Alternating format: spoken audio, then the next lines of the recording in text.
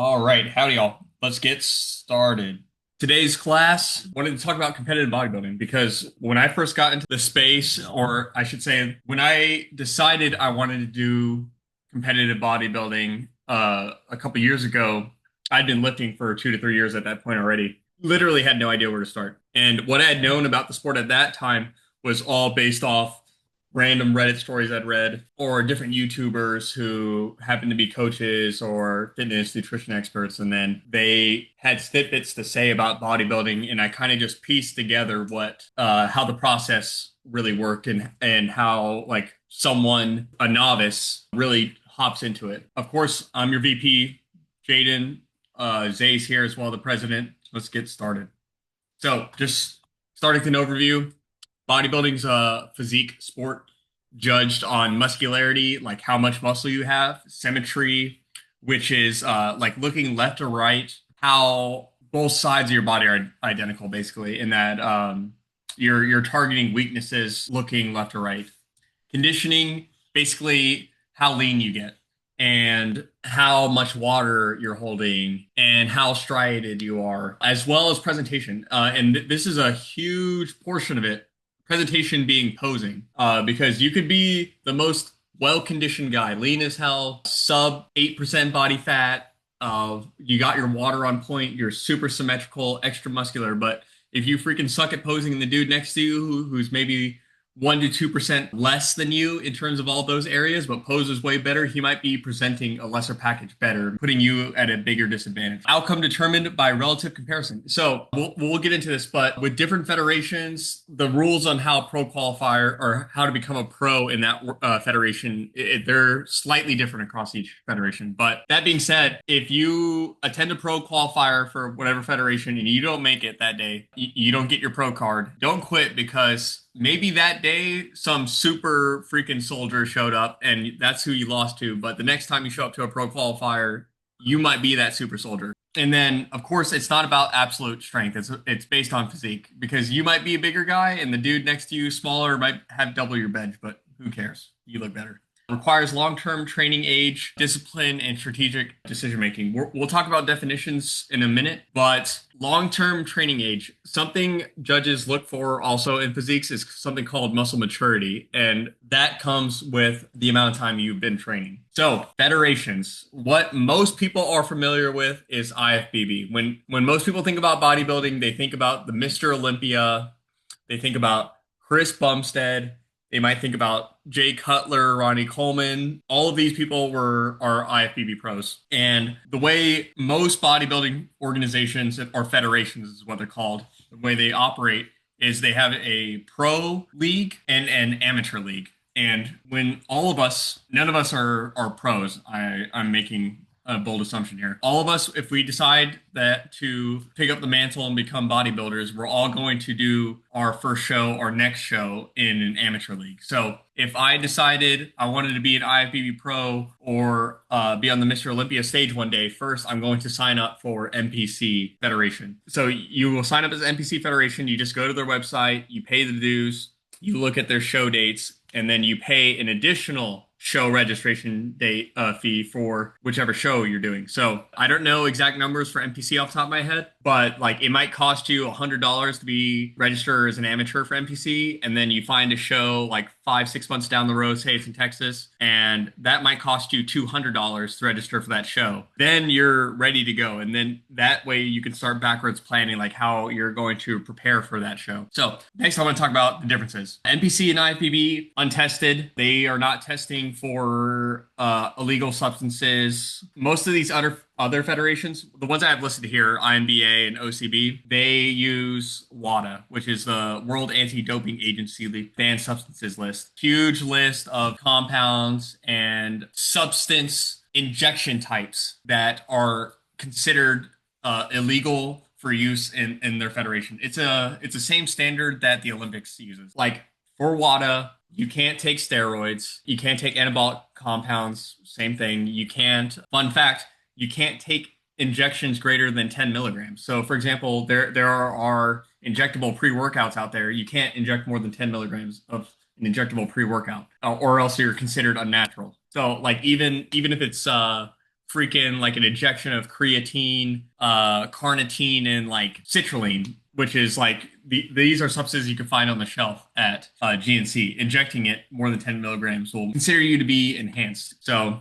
NPC IFBB untested, INBA drug tested, strong international presence. You find shows for INBA. So if you decide to stay natural, I would highly recommend you stay natural for your long-term health. And I imagine Zay would say the same. You would find shows for INBA all across the world. There's not as many shows like week to week, month to month as there are in NPC, but there is a more international presence. OCB, there's a ton of shows. Also, a national federation. Another big national federation is WNBF. WNBF and OCB, I think you will find more shows in the US. However, from research or from my research, I haven't seen as many international shows compared to INBA. And that's part of the reason why I chose INBA for my amateur debut, and same with Zay. Next, we're going to go into the different men's categories. Now, the big four men's categories that you will find across almost all federations are these: open bodybuilding, 212, classic, and men's physique. Every federation has different categories, but these are like the staples that you find in most. Some minor categories that you don't see in every federation, like thinking about INBA, they have a tuxedo category, which is like men's best dressed in tuxedos. I'm not one to judge, but my personal opinion is that it's not really bodybuilding. And you will see a lot of categories that are like, is this really bodybuilding? I would advise you to not compete in those categories. There's fit model, beach model. All of these are kind of basically variations of these four staples that you find in all federations. My advice is like, if you plan on competing, choose a federation, step one. Step two, you're choosing a category. Just if you're a man, choose one of these four categories. Now, we're going to talk about what each of them prioritize, but from a glance, open bodybuilding, it's about putting on as much freaking size as possible. There is no weight cap in open bodybuilding typically, and the number one thing they're looking for judging criteria-wise is size. Like, you might be super symmetrical, you might have a crazy X-frame, you might be greatly conditioned, but if the dude next to you is literally twice your size, you're cooked. 212, very similar to open, but the weight cap is 212 pounds, and the whole point of this is to basically provide shorter guys with a stage to step on. Because open bodybuilding, like if you're freaking 6'3" and the dude next to you is 5'5", like even if both of you are blasting copious steroids, assuming you're an NPC and IFBB, and you're just putting on as much size as possible, the dude who's 6'3" is going to look like he has crazy more muscle just because of his height advantage and what his genetics provide. So 212 is just open bodybuilding for short guys. I would say about like 5'6" and below. Classic physique, it is capped normally. So INBA, there's no weight caps. But for NPC, IFBB, there are weight caps per height, and they do it by inch. And the whole point is classic physique is not really emphasizing your size. It's more about your shape and conditioning relative to open bodybuilding. Because if you compare, we'll show you some names, but if you compare the Mr. Olympia champions for last year, this past November, October, if you compare the open bodybuilding champion Derek Lunsford to the classic physique champion Ramon Dino, Derek Lunsford had crazy more muscle than Ramon Dino. However, Ramon Dino, I felt like brought in way better conditioning, and his shape is just more aesthetically pleasing. But that is the whole point of classic is the aesthetic portions and not really the maximum size possible.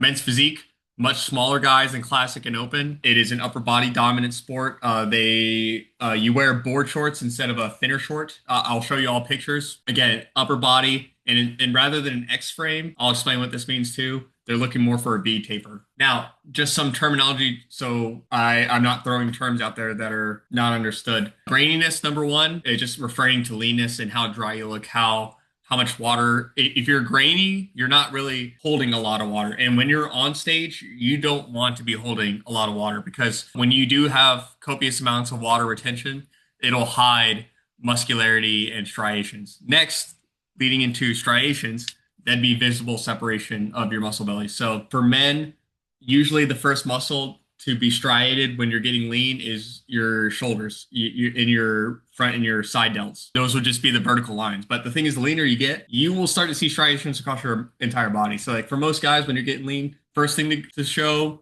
is your striated shoulders. Then it's going to be your chest. And then next, like your lower back, if you're, imagine like you're standing up and you just do a row standing up. you'll see some guys, but they'll have what's called a Christmas tree, and you'll see lines going across their lower back, and that's a striated lower back. Muscle maturity, dense, hardened look from years of loading and dieting. That's what I was referring to earlier. The longer you've been training, the more striated a muscle can look. So you could really tell the difference between a guy who's like been in the gym for 2 years and he's lean, right? And you can see striated delts versus a guy who's been training for 10 years, striated delts. And you might see more striations. If they were theoretically had the same amount of water retention, like the musculature would look different. Full versus flatness, glycogen or carbs, like the more you have in your muscle, the bigger it's going to look.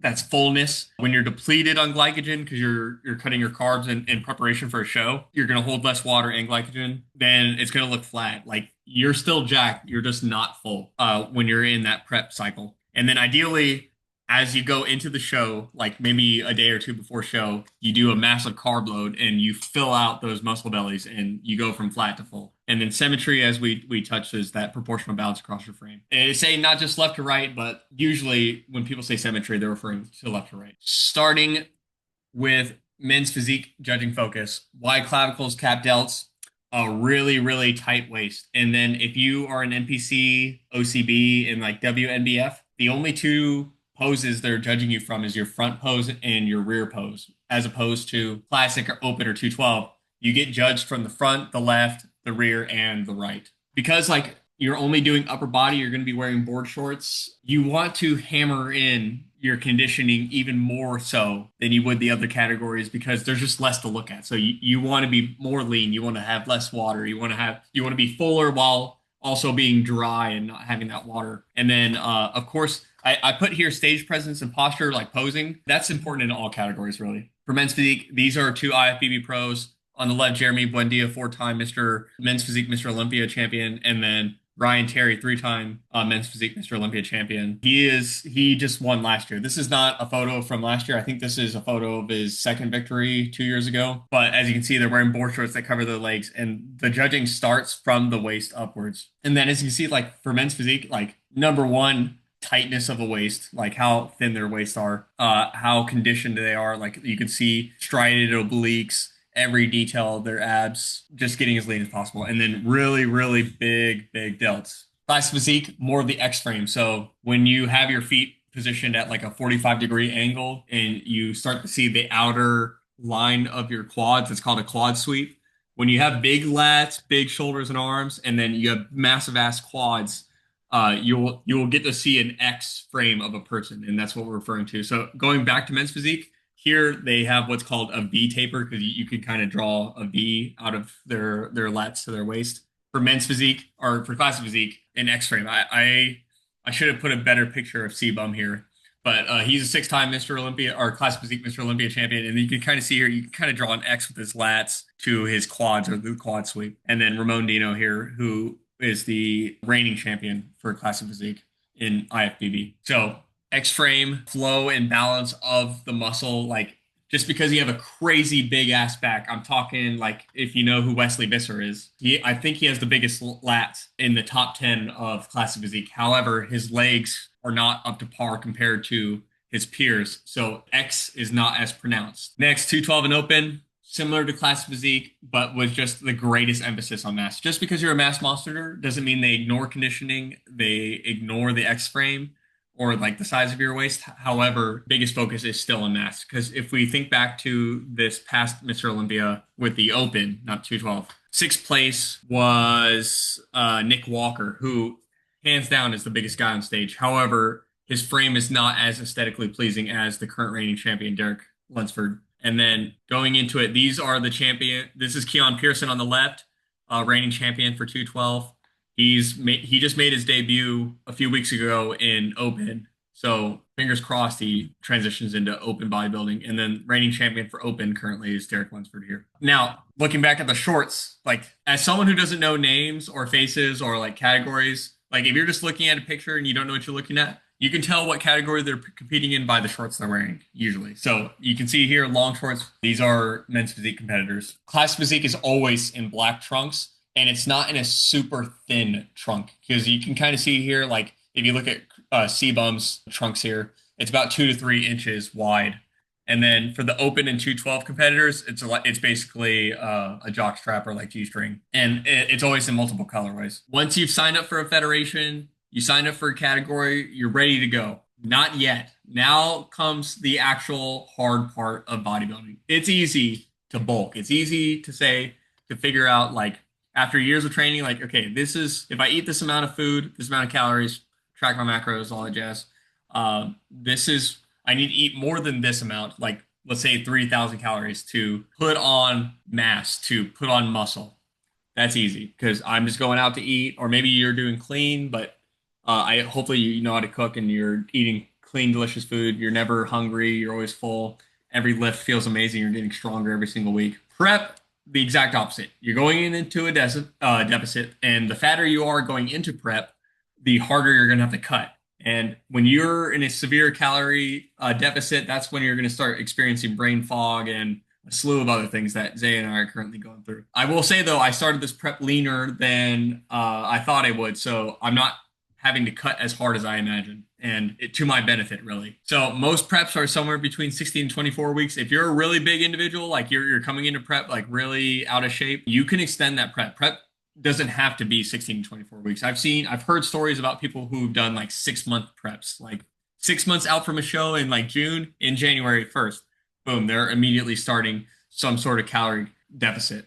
However, I will say the longer your deficit, the less mass you're going to bring to the stage because calorie deficits they do not promote muscle growth, obviously. So, progressive calorie restriction with performance trade-offs, like, yes, if you're eating less, you shouldn't be getting stronger unless you're on some, illegal substances. So, for all you who are natural, expect to get weaker as you restrict your calories. Fatigue, disrupted sleep, libido, lower libido, and mood changes are common. Not guaranteed, but definitely common. I would say for myself, I've been definitely experiencing higher fatigue. My sleep's been perfect. I'd say libido hasn't changed.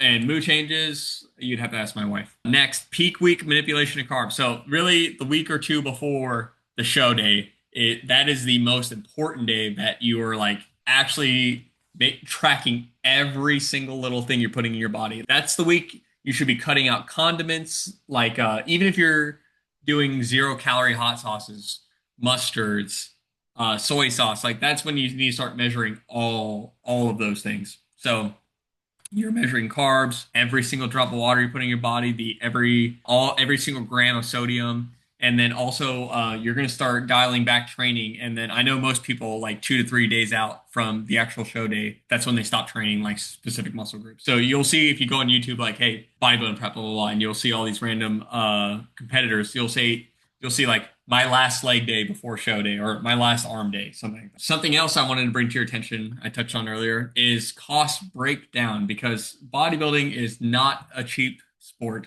And if you are competing in bodybuilding, like, man, is it a privilege. So membership, federation membership, and show entry somewhere between 2 to 500. I will say for myself, INBA amateur cost was $100, and then to sign up for the show, it cost me roughly $200. And I'm competing in men's physique open, which is all age groups. And I'm also competing in men's physique novice, which is only for people who have never competed before. And competing in that additional novice category cost me an extra $90. So the show itself is actually $300. And then the INBA membership was $100. Coaching, most athletes are coached. I'm paying my coach roughly $2,200 for a year's coaching.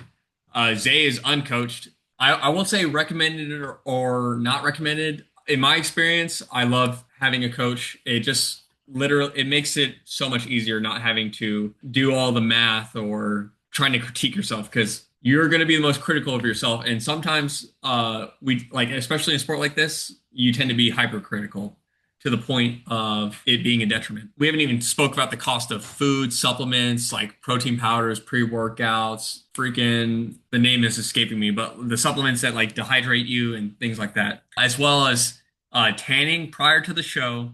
The trunks or board shorts, my board shorts cost me $80 per pair. I bought 2 pairs because the thing is, as you you go into contest prep, your waist is going to get smaller and smaller. So I bought two shorts, identical shorts of two different waist sizes in case one tends to be looser on show day. The cost of travel, photography. Normally, most venues hire a professional photographer, and you can only use that professional photographer if you want a really good shot. Because most shows they'll have like a designated photography area that has like the best view of the stage, and you'd have to interface to that photographer to get good photography. So cost can be anywhere of a show can be anywhere between 2 to 4K. Who should and shouldn't compete? Best suited for people who've been training for years. If you're in your first 2 years of lifting, I advise you to continue lifting because I don't want you to pay these outrageous costs and then place last place just to get the experience. I'd rather you still try to aim within like top 10, like still do your best, still aim to compete, but get those years of training in first. It requires acceptance of short-term health and lifestyle trade-offs. Like, yes, while you're in prep, you cannot eat out as much as you want or eat the foods that you want. And the fatigue is probably not good for your long-term health overall, but there is satisfaction in being able to hop on stage and call yourself a bodybuilder. Not a shortcut to fitness, and then it should also align with your personal goals. Like, if you feel like it's going to get in the way of your family goals or your work life and all that jazz, that's when you need to reevaluate if the sport is for you. Key takeaways: bodybuilding should be an extension of your weightlifting career. You should do bodybuilding because you love weightlifting. You shouldn't weightlift because you want to be a bodybuilder, but you hate the weightlifting. Because let me tell you, you're on stage for less than a minute or maybe less than 2 minutes relative to the years of training that you're going to have to put into the gym. Federation category choice shape, your required physique, natural versus enhanced. Prep is very demanding, and the more out of shape you come into prep, the harder it's going to be. And then it should be done intentionally because I'm in a 16-week prep or a 15-week prep, excuse me. And I can't take my foot off the gas this entire 15 weeks. I have to be very intentional week to week. So it does require a lot of dedication. And that concludes our presentation. Any questions, y'all? Alrighty. Feel free to reach out to me or Zay privately or in the bodybuilding chat if you have questions. I have way more insights to provide. However, I just wanted to keep this presentation short and simple. So I appreciate those of y'all who attended, and hope you have a great day and a good lift. You better get your lifts in today. Take care.